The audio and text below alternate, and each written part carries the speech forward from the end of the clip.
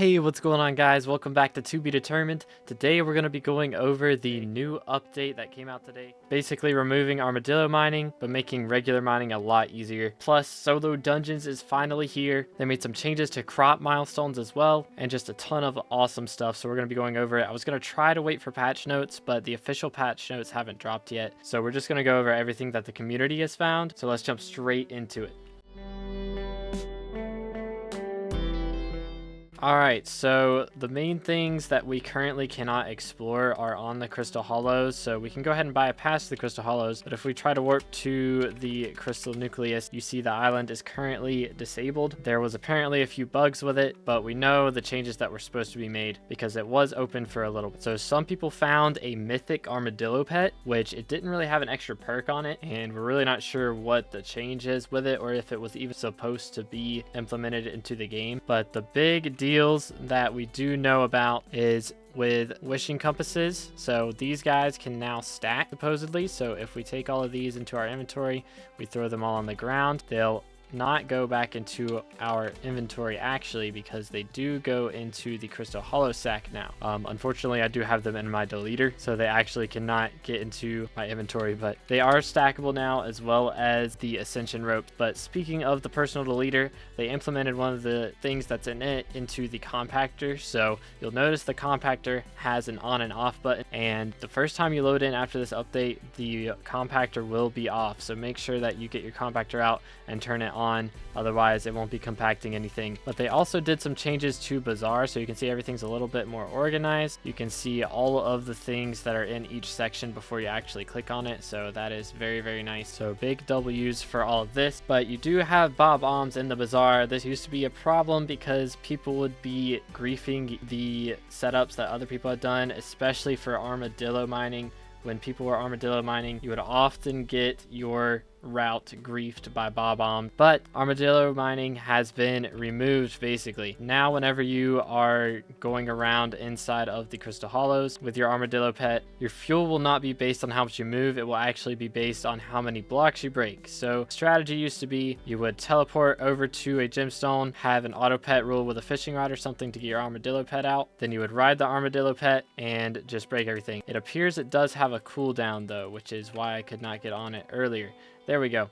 So you can see how much energy it has right here, but that energy is going to change based on how much blocks I am breaking with it. But since I can't break any blocks here, it's not going to go down, but when I'm moving, it is not going up. But you can see it does have a much larger capacity on it. It used to be like 100 charge was the max, now the charge is 300, so it's still nice, but armadillo mining is just over. But the buff to the regular mining now is, of course, Bomb-ombs do not break gemstones anymore permanently. They will still break gemstones, but the gemstones will respawn, so that is a big W. If I were to throw a Bomb-omb at, let's say, this gemstone right here, it would blow it up, give me all the ores, and I could grab everything, but it would respawn at the usual time a few minutes later. So you can still Bomb-omb gemstones, but it's not going to be as much of a grief to a route if somebody Bomb-ombs your route. So very good. But another change in the Crystal Hollows is from the Great Explorer ability. You are definitely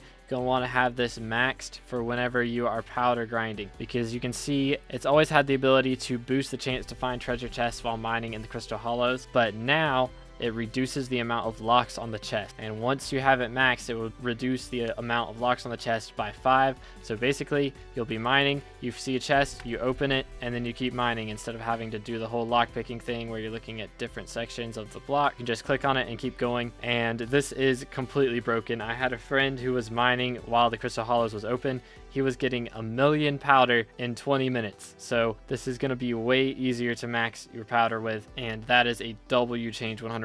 Now for people like me who have already done a lot of mining and have 8 mil of each powder, it kind of sucks that we did all that work when we could have done a fraction of it and maxed it out by now, but it's alright, we'll live with it. But that's not all with mining. They also added a new item to the forge down here. So if we go into item casting, you will notice this new item called the Bejeweled Collar. It is a pet item. It's basically a budget version of the Quick Claw, which the Quick Claw used to be a rare pet item. It has also changed to an epic item, just so that it's still better than the Bejeweled Collar as far as rarity is concerned. But yeah, it's 25 mining speed, 10 mining fortune, and it's really cheap. A Bejeweled Handle and 4 refined mithril is not hard to get your hands on, and it's definitely worth it, especially if you're not trying to spend 200 million coins on a Quick Claw. Now we'll go ahead and warp to the deep caverns here as well, because they have changed one of the quest lines, I believe. I haven't got 100% confirmation on this because I haven't seen anybody do this, but you can see the lapis miner is over here now. He used to be back here at caves, so now he's much easier to find. And you read his dialogue, he says his lapis pickaxe might not mine the fastest, but it gets a lot of experience. I use that experience to enchant my pickaxe with efficiency, which makes it mine faster. How cool is that? So in the old quest line, when you had to go back there to talk to him, he asked for an iron pickaxe, but now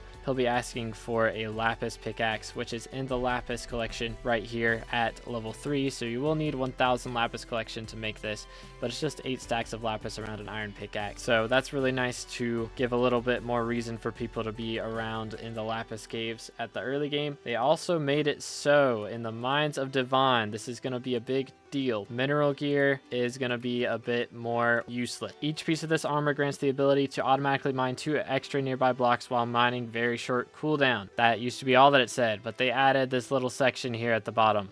Blocks must require breaking power of less than 4. So that means if I warp to the mines over here and use my mineral gear, it's not going to be breaking the block that have a breaking power of more than 4. That is being procced by my efficient miner perk right here. But these stone blocks are breaking just fine. So if we go down here and talk to Fragilis, we'll see Dwarven Gold has a breaking power of 3. So Dwarven Gold down over here, you can break and it still breaks like normal, gives a good amount of gold.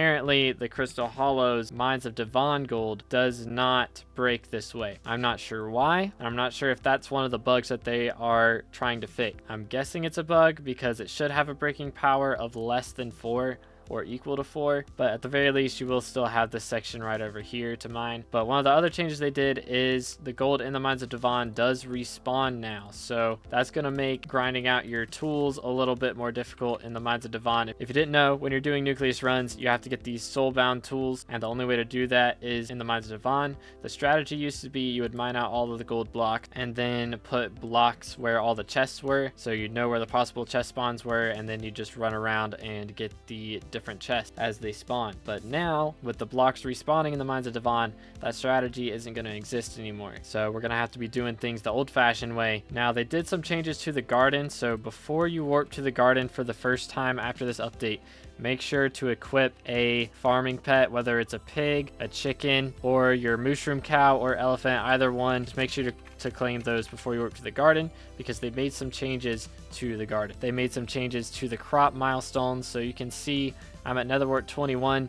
I was not at this before, I can tell you that much. I was probably around 17, 18, but they've pumped me up a little bit, and every time you get a level up on any of these crop milestones, your farming experience is going to be gained. So you get 50 farming experience, or 50,000. So that's pretty nice. So a lot of these crop milestones are going to be leveled up because they have changed them quite a bit. You'll notice, again, I'm level 21 with Netherwart here at 5.5 million. With wheat, I'm at 13 million at level 26. But with melons, I have 28 million, which is like over twice what I have with wheat. However, I'm only level 24. So they've changed the scaling on a lot of these crops. I'm sure some of them are the same, but I'm really hopeful that they don't all cap out at 1 billion crops. I haven't seen the official amount that they have capped everything at yet. I'm sure that'll be in the patch notes when those come out, but currently we're not sure what the cap is. But that's not all they've done with farming. You may have noticed when you swap to your pet that you have less farming fortune with it. So with elephant pets, trunk efficiency grants 150 farming fortune. It used to be an additional 30, so it was 180, but they nerfed that. With mushroom cow, they also nerfed it because you gain 0.7 farming fortune per 20 strength, whereas it used to be 1 farming fortune per 20 strength. So that's a bit of a nerf to that guy as well. But they did buff the bee pet, so it grant 0.3 of each fortune to your pet. This is at level 1. Once it hits level 100, it will be 30 for each one. So a little bit of a buff to this guy. But you'll also notice they made some changes to pet scores. So pet score maxes out at 500 now with 13 magic find as your reward. and they did a couple changes to this. So it used to be it only mattered what rarity your pet was, as long as it was legendary or for some cases mythic. That was all you needed to get good pet score, get good SkyBlock XP from your pets menu. They added you gain an additional score for each max level pet you have. So for every pet that isn't a G-Drag, you need to be level 100 to get that extra pet score. And for G-Drag, it's level 200, of course. But that is a lot of XP that we're going to be needing on these guys now. For me personally, going for as much SkyBlock XP as possible, this is going to be a little bit of a pain, I won't lie. But that's not the only change they've done with Garden. You also notice when you talk to a visitor, their offers will now include bit, and this isn't the only thing that is giving bits now. You'll also notice there is a reward option here for bits at the bottom of each one of these as far as your placement is concerned. So I got a gold in this mushroom contest and it would have been 108 bit. I got a bronze in this pumpkin contest and it would have been 72 bit. Now they made another change as well to crop upgrades. So crop upgrades are much cheaper now, 2,000 copper per once you get to these higher levels. And this upgrade here, I believe, was over 2,000 to get. And you're supposed to have been refunded if you paid for the ones that they made less expensive, but I didn't get a refund, so I'm not sure if that's bugged out or if that's just cap. But they also did a change with the sacks as well. So they added golden carrots to the agronomy sack, so it makes it much easier to serve the gold forger every time he comes to your island. But let's get to the big stuff. Warp to the dungeon hub. You'll notice this NPC right here in between Mort and the sand dungeon that doesn't exist yet. Adventurer Saul. So have you defeated the professor yet? Yeah, I'm the best. Then take this letter to Mort whenever you feel like entering the catacombs alone. Make sure that you're not in a party. Saul's recommendation: give this letter to Mort to gain access to enter the catacombs on your own. The dungeon you will enter will be exactly the same difficulty as if you joined with a party. After all, the catacombs won't go easy on you just because you're on your own. So we can now just jump straight into a dungeon whenever we want to. Floor 1, I can click to join solo. Floor 7, click to join solo. Master mode, floor 4, click to join solo. I can go into any dungeon that I've completed and try to complete it solo. And the same goes for you. So as long as you've killed the professor, you'll have access to solo dungeons now. Now, some other changes they've made as far as levels are concerned: you get a lot more money for every level up. So you'll notice after you get to 50, you're getting 1,000,000 coins. Actually, that's after you get to 45, you're getting 1,000,000 coins for every single level, all the way up to 60. So that's a lot of money for all of these levels. You can also notice in the farming menu at the bottom left, it shows your farming contest buff as well as your farming level cap. So that's pretty nice. You also see farming fortune here is a lot higher from the contest buff. If we go back to the garden, you can see the extra farming fortune gives an additional 4 farming fortune per tier instead of 2. So that's a really nice change. A lot more farming fortune from doing this, so it's a lot more worth it. Also in the combat menu, you can access your Slayer quests without having to call Maddox. So access Slayer quests, we can go ahead and start whatever tier we want whenever we want. And I'm sure that is going to be based as well on our Aviphone contact. So if I throw my Aviphone away, we click on this, well, I guess we can actually still start one if we wanted to. So you don't even need the Aviphone contact. Very interesting. I also did a revamp to the Howling Cave. So you can see if you warp to the Howling Caves, it looks a lot more like the Spider's Den now for some reason. I don't know why they went with that look, but I'm not complaining. It is a bit bigger. So down to the right here, we've got a little bit more space, and it is a lot less like straight up linear than it used to be. There's still, of course, you can jump up here. It's still the same general shape, but there is a lot more room down here. There's not really any new areas. It's just the areas that existed already are a bit bigger. So they're just making Sven Slayer a lot easier to max, with them being vulnerable to mage damage as well now. But they've also added to where you can get bit. If you do your commissions, you get bits for commission, and you also get it from your Crimson Isle board. So if we go over to our faction board, you can see whenever we complete a challenge, we'll get a certain amount of bit. We get 40 for killing a mage outlaw, 30 for a D rank discipline. Killing a Kudra hot tier though, that's 50 bit. 3 volcanic stonefish is 40, 10 sulfur, 30. We'll go ahead and do that one. And your sulfur is not in your mining area, and you used to be able to click on that in your mining section. Now you have to go to the nether sack, and there we go. 50 mage rep, 5k combat XP, and 30 bits. So that's pretty nice. They also made some changes items here at the museum. So they made the machine gun bow a short bow now, so just throw in another short bow into the mix. They also made a change to the chicken head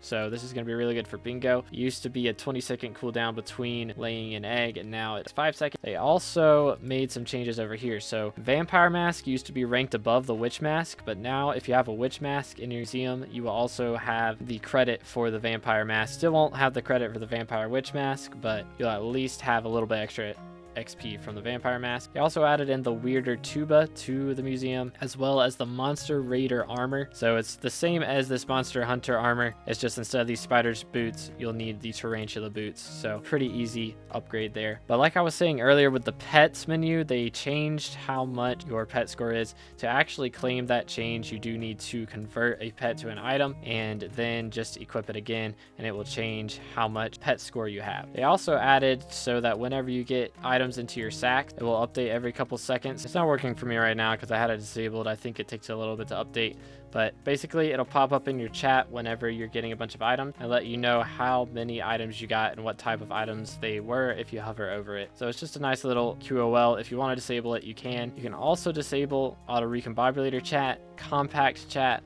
ability cooldown chat, and pristine chat if you want to. Those are new items that you can disable. So it's just in setting, personal, and then chat feedback, and you can change whatever you like here. They also made some changes to the gyro wand. So cells aligned now no longer gives vulnerability or invulnerability to blaze bosses and drop ships. So people are using that a lot on drop ships, especially in Kudra, to be able to beat, but that's no longer an option. They have fixed the way to cheese. So gyro wand is much less useful now, and I'm sure the price is going to drop when Derpy re-enables auction house. Now they did make one more change to dungeons. So these rare pieces of shiny armor were from floor 7 in master mode. They have been unobtainable for months now, and now they are reobtainable, and not only from master mode but from regular floor 7. So shiny pieces are back, and in a big way. So you cannot change your RNG drop to be specifically a shiny handle, so gives a little bit more RNG to the RNG meter, but you can get shiny pieces from regular floor 7. There was also a wipe going around there for a little bit. I know that Swavey got wiped. Number 1 net worth on the server did get wiped with this bug, but it has been temporarily patched. But that is going to be all for today, guys. I hope you enjoyed. Be sure to leave a like and subscribe if you did. We're getting close to 6,000 subs, and every sub helps. Make sure to join the Discord if you want a chance at 250 million coins. We are hosting a giveaway on there, and also we are doing our guild interviews on August 27th at 2 p.m. Eastern Standard Time. Celebrate hitting 5,000 subs. Thank you guys so much for 5K. Can't wait to see where we're at the end of the year, or even this time next year. I'm looking forward to it, and I'm looking forward to seeing you guys in the next one. God bless.